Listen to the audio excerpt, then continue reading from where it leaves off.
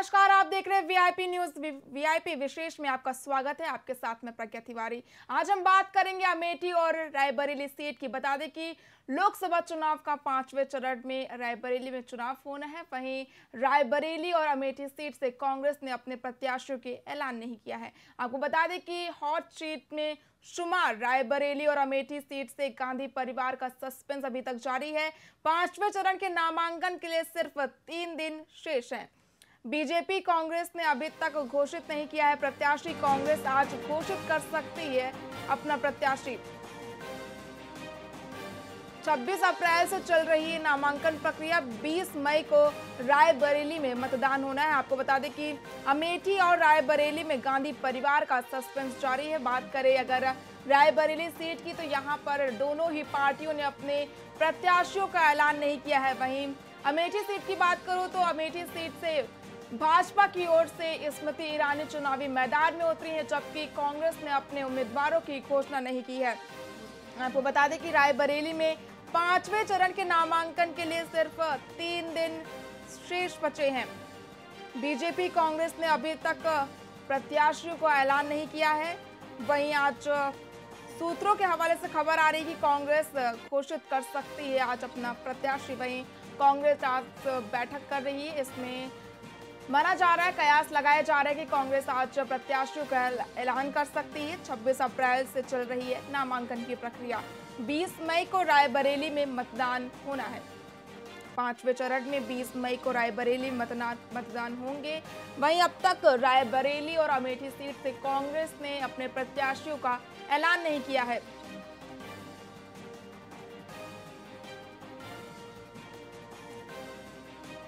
मैं इस पर अधिक जानकारी के लिए हमारे साथ संवाददाता ओम शंकर शुक्ला और बलराम सिंह जी जुड़ चुके हैं। ओम शंकर जी, मेरा सवाल यह है कि रायबरेली सीट से बीजेपी और कांग्रेस दोनों ने ही प्रत्याशियों को ऐलान नहीं किया है। कब तक ऐलान कर सकती है कांग्रेस?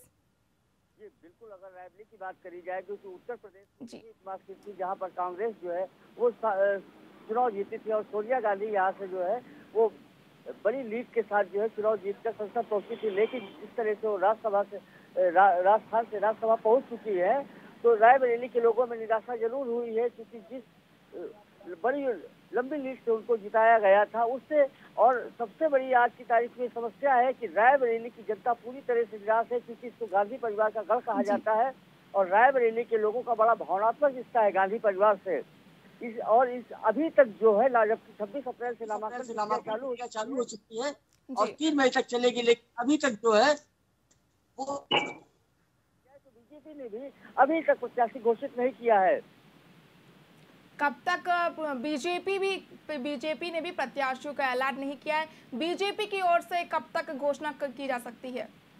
कांग्रेस चुनाव समिति की बैठक में जो है वो मल्लिकार्जुन खड़गे और सोनिया गांधी के ऊपर पूरा मामला डाला गया था और उम्मीद है देर शाम तक जो है कांग्रेस प्रत्याशी के नाम की घोषणा हो जाएगी।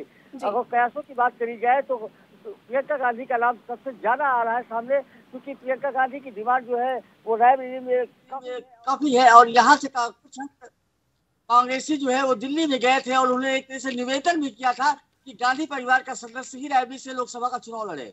जी, वहीं रायबरेली का गढ़ जो गांधी परिवार का गढ़ माना जाता है, 2019 में सोनिया गांधी और 2019 में राहुल गांधी ने इस सीट से जीत हासिल की थी। वहीं अब कयास लगाया जा रहा है कि प्रियंका गांधी इस सीट से चुनाव नहीं लड़ेंगी, तो किसका नया चेहरा देखने को मिलेगा रायबरेली सीट से? अभी ये कहना जल्दबाजी होगी कि प्रियंका गांधी और राहुल गांधी अमेठी से चुनाव नहीं लड़ेंगे, जबकि पूरा मामला जो है वो सोनिया गांधी और मल्लिकार्जुन खड़गे पर छोड़ा गया है। और अभी कुछ भी कहना जल्दबाजी होगी और ये माना जाए कि गांधी परिवार से ही प्रत्याशी होगा, ऐसा रायबरेली की जनता को पूरी उम्मीद है। जी, वही मेरा अगला सवाल है बलराम सिंह से। अमेठी सीट पर बीजेपी में प्रत्याशी को ऐलान कर दिया। स्मृति ईरानी चुनावी मैदान में उतरी, लेकिन कांग्रेस ने अभी तक अपने उम्मीदवार का ऐलान नहीं किया। कब तक कयास लगाए जा रहे हैं कि कांग्रेस ऐलान कर सकती है? बलराम जी,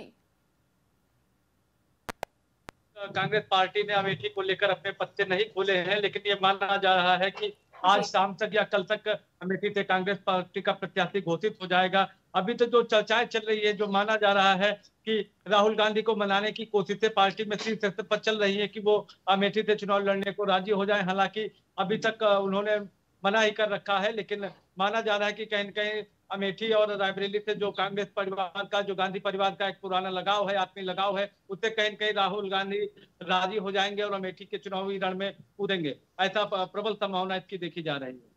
लेकिन वायनाड सीट से प्रत्याशी हैं राहुल गांधी, तो वो कैसे रायबरेली से चुनाव लड़ सकते हैं? जी बिल्कुल, वायनाड में चूंकि चुनाव अब हो चुका है, केरल की सभी सीटों पर चुनाव हो चुका है।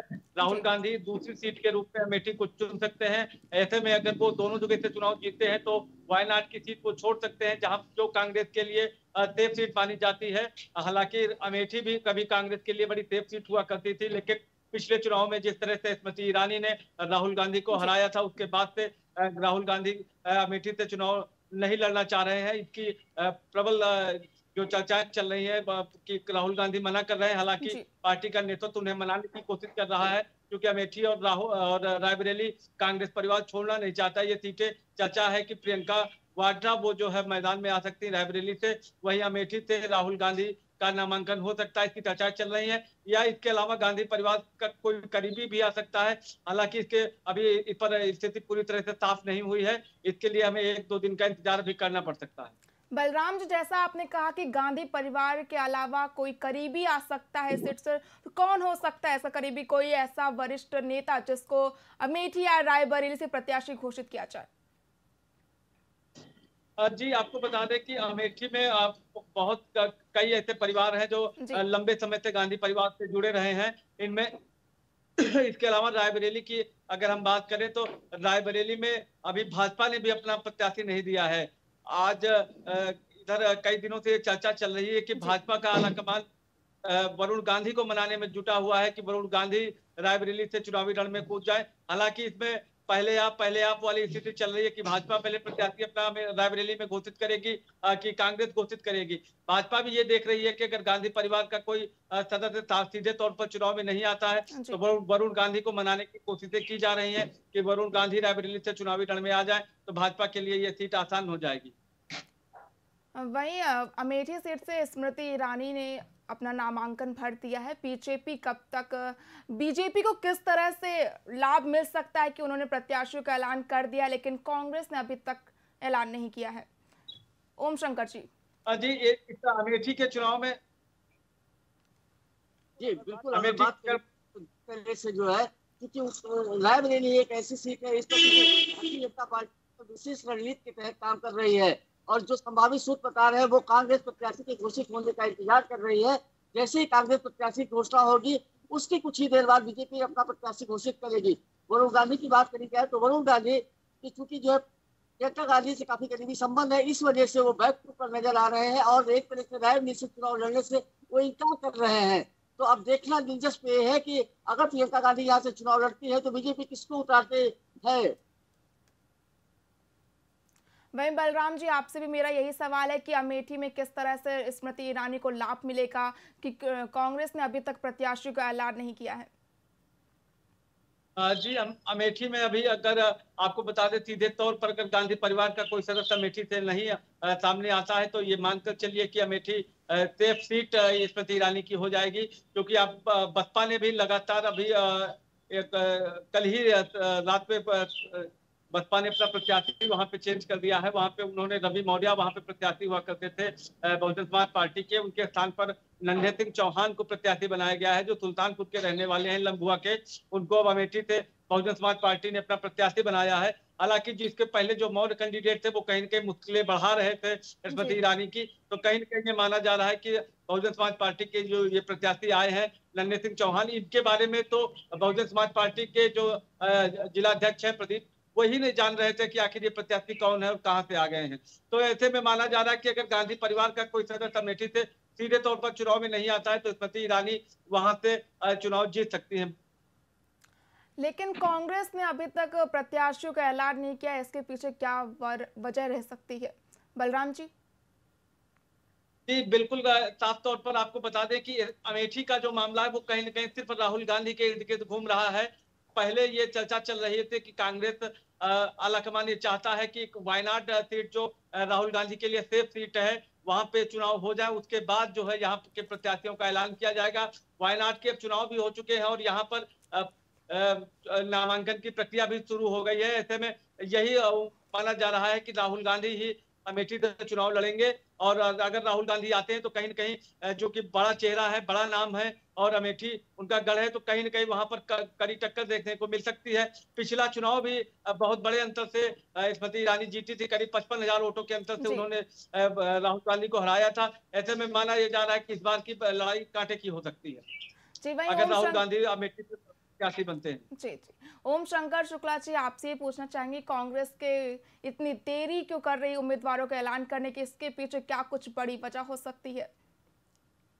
कल एक टीवी चैनल के इंटरव्यू में मल्लिकार्जुन खड़गे ने कहा था ये हमारी रणनीति का एक हिस्सा है और बीजेपी जो है उसी रणनीति का इंतजार कर रही है और बीजेपी पूरी आश्वस्त है कि अब की बार जो है रायबरेली सीट को कांग्रेस मुक्त बनाना है।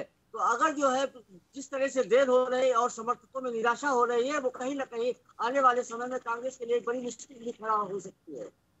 जी, वहीं रायबरेली सीट और अमेठी सीट बड़ी ही लोकप्रिय रही गांधी परिवार की। ऐसे में देखना ये होगा कि किसको प्रत्याशी घोषित करती है। तमाम जानकारी के लिए बहुत बहुत धन्यवाद ओम शंकर शुक्ला जी और बलराम सिंह जी। बता दें कि रायबरेली सीट से अभी तक प्रत्याशियों की घोषणा नहीं की है। अमेठी और रायबरेली में गांधी परिवार का सस्पेंस। 5वें चरण के नामांकन के लिए सिर्फ 3 दिन बचे हैं। बीजेपी और कांग्रेस ने अभी तक घोषित नहीं किए हैं प्रत्याशी। कांग्रेस आज घोषित कर सकती है अपना प्रत्याशी। 26 अप्रैल से चल रही है नामांकन की प्रक्रिया। 20 मई को रायबरेली में मतदान होने हैं। आपको बता दें कि लगातार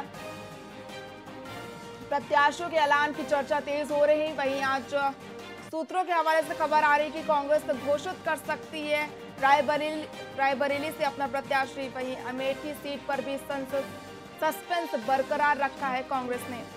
अमेठी और रायबरेली में गांधी परिवार का सस्पेंस बरकरार। 5वें चरण के नामांकन के लिए सिर्फ 3 दिन बचे हैं। ऐसे में देखना ये होगा कि कब तक गांधी परिवार अपने प्रत्याशियों की घोषणा करता है। वहीं बीजेपी ने भी रायबरेली सीट से अपने प्रत्याशियों का ऐलान नहीं किया है।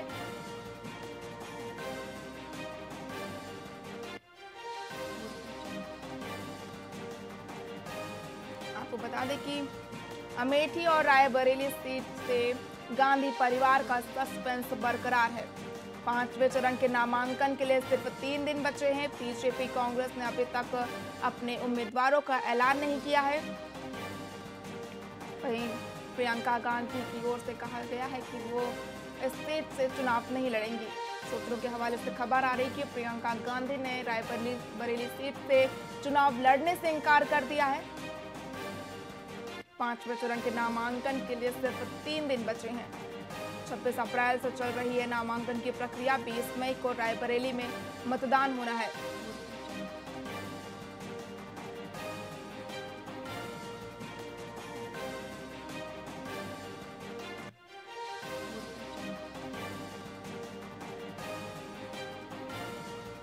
अमेठी और रायबरेली में गांधी परिवार का सस्पेंस। 5वें चरण के नामांकन के लिए 3 दिन बचे शेष। बीजेपी कांग्रेस ने अभी तक अपने प्रत्याशियों का ऐलान नहीं किया है। वहीं सूत्रों के हवाले से खबर आई है कि कांग्रेस घोषित कर सकती है आज अपना प्रत्याशी। 26 अप्रैल से चल रही है नामांकन की प्रक्रिया। 20 मई को रायबरेली में मतदान होना है। वहीं अमेठी की बात करें तो अमेठी से स्मृति ईरानी चुनावी मैदान में उतरी है। बीजेपी की ओर से स्मृति ईरानी ने नामांकन भी भर दिया है, लेकिन अभी तक कांग्रेस ने अपने उम्मीदवारों की घोषणा नहीं की है। अब देखने वाली ये बात है कि कब तक अमेठी और रायबरेली से गांधी परिवार अपना सस्पेंस हटाता है।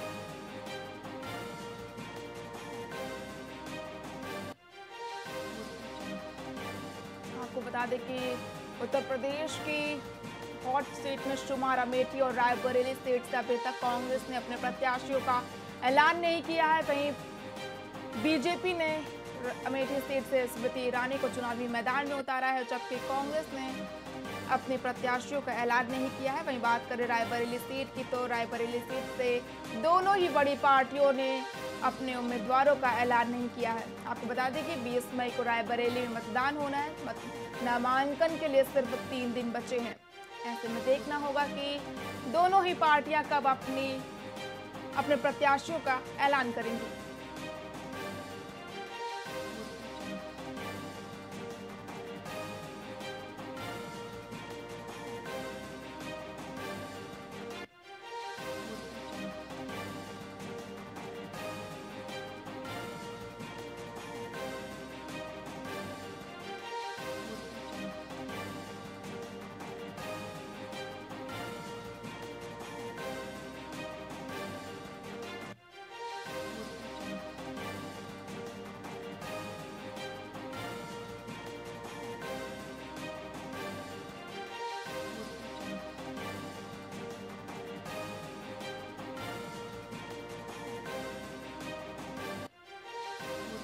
आपको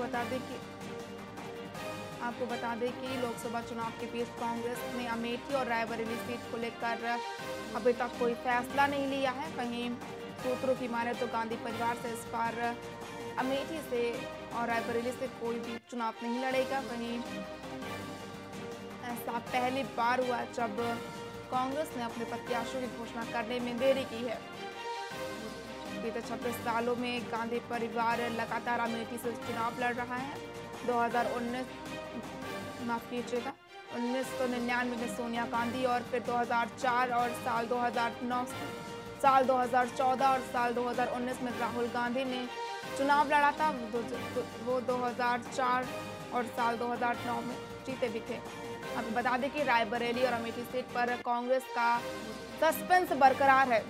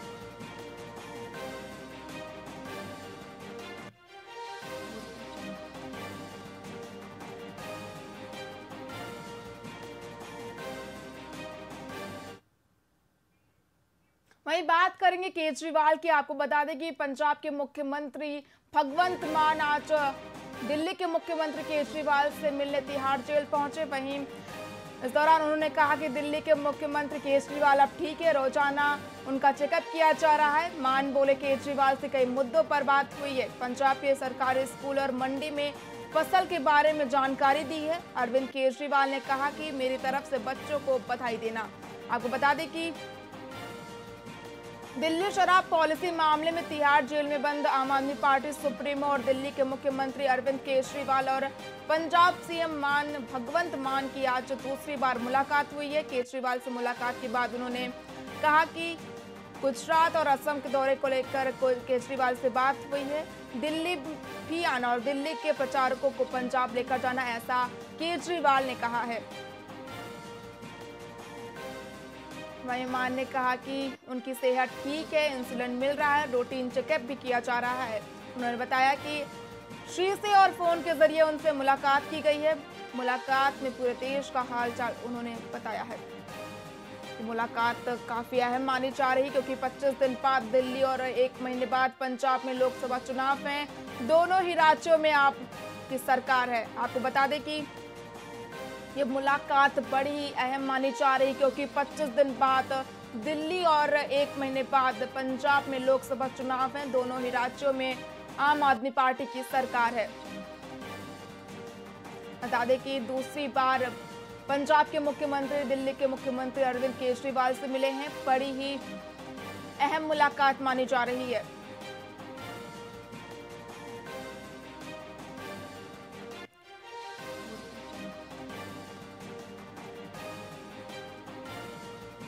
वहीं हमारे साथ इस पर अधिक जानकारी के लिए प्रहलाद सिंह, ब्यूरो चीफ पंजाब से जुड़ चुके हैं। प्रहलाद जी, सीएम जो भगवंत मान है वो दूसरी बार केजरीवाल से मिलने पहुंचे हैं। क्या कुछ रणनीति तय की गई है इस मुलाकात के दौरान?